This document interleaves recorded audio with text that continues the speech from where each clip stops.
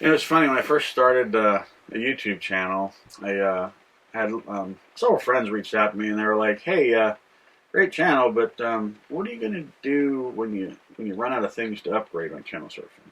What are you gonna what's left to film?" And I laughed when I heard that, because I said to them, "That's funny." I says, "Because it's a boat and boats break. So once I'm done upgrading it, then I get to fix it." And in this video, we're going to talk about what's broken.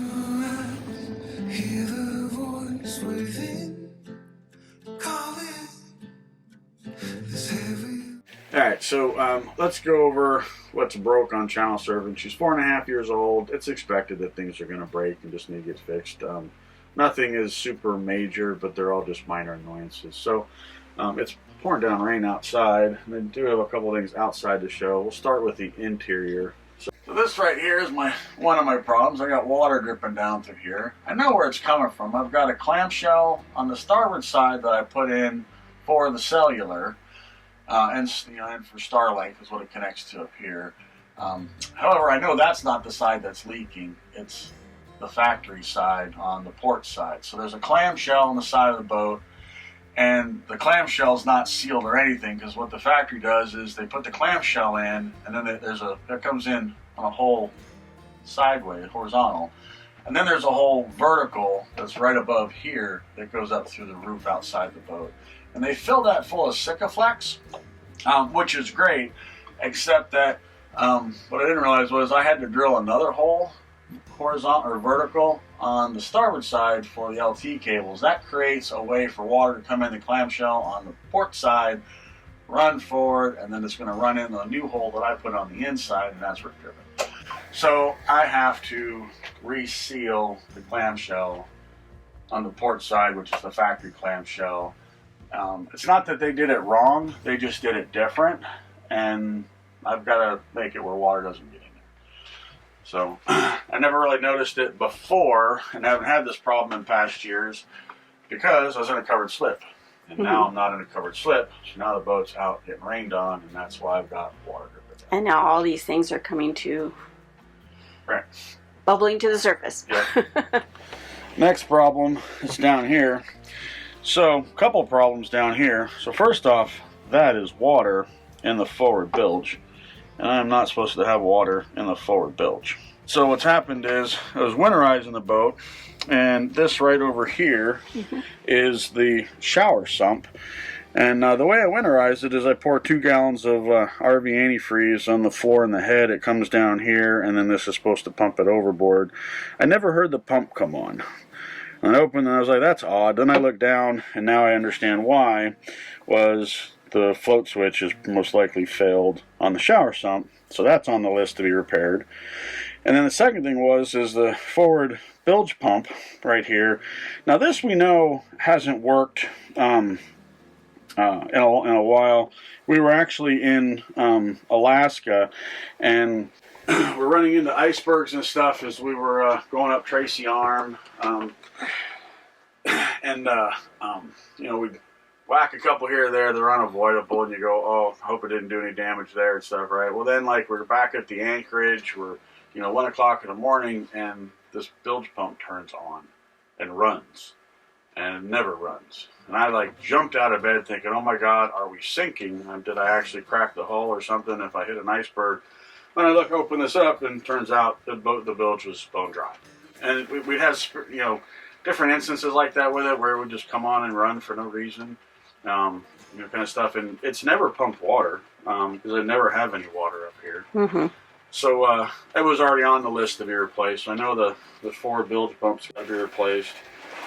Next up on the list is another bilge pump. In the cockpit, there's 2 bilge pumps. This is, I call the mid bilge pump, because it's the forward position in the center cockpit lazarette. This bilge pump rarely ever gets water in it as well, and the automatic function of it has stopped working. It will work if I turn the switch on, but if it gets covered in water, it doesn't turn on by itself.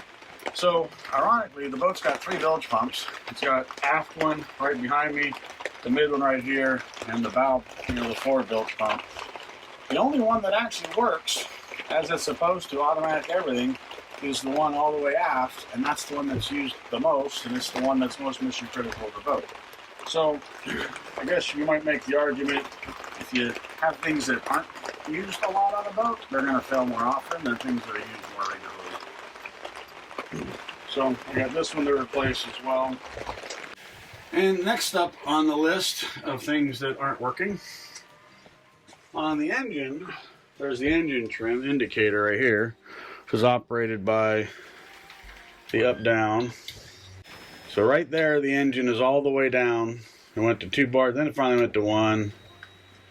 When I'm running the boat, this often doesn't move, or it'll still stay high, right? So I'll have the engine all the way down, and this will show like 5 bars, 6 bars, whatever. So let's go back to the engine and take a quick look.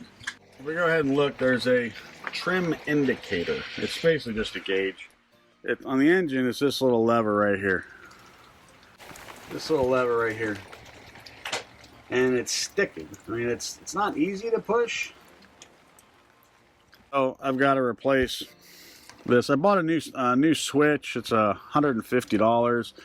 It's one of these 2 cables right here. It runs up into there to be replaced. But that's got to come out to let my engine trim indicator work. Another thing that's broke. There's this tilt stop on the engine. That's it right there. It's seized. I'm gonna have to drill it out, beat it out, penetrating oil out, I don't know. So what bilge pumps am I using to replace? So the easiest way to replace the bilge pumps is to replace them with exactly what your boat has. For the R27 outboard, you're going to want the 1100 gallon, 1100 gallon per hour rule bilge pump. These are the automatic bilge pumps. So they sell these in 2 versions, a non-automatic and an automatic. If you want the automatic one, there'll be 3 wires that come off of it for the automatic, and that way it's a like for like. I mean, literally, you pull the pump off, you unscrew this, you cut the 3 wires. It's a 10 gauge butt splice, 3 wires, heat shrink them, you're done. Put them back in. It's easy to do. So this is the bilge pump that's for the cockpit. Both of them in the cockpit are this model right here. The forwardmost bilge pump in the bow and the V-berth is this one. And here again, it's got an automatic. This one's a little bit different than the other ones, how it works in automatic, because it's got a high and a low setting, and then it's got a timer. So you always put it on the low setting, that way you don't hear it turn on every 2.5 minutes while you're sleeping. But this is the one you'd use for the V-berth. And then the shower sump is a different setup. It's a box with a bilge pump in it with a float switch. And this is the float switch. That's model 65A or 35A is what's used for the float switch. And odds are, I haven't replaced it yet, we'll do that in an upcoming video, but odds are the reason my shower sump is not working is because the float switch has failed. So it's kind of a nice setup when you have the float switch separate from the pump, because if the automatic piece stops working, it's probably the float, and you can replace the float for $50 as opposed to replacing the entire pump for about $130, $140 is what those cost. And I'll get those in an upcoming video, how to do the bilge pumps.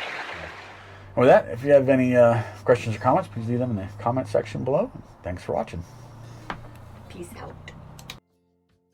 If you enjoyed watching this video, click the screen to watch another.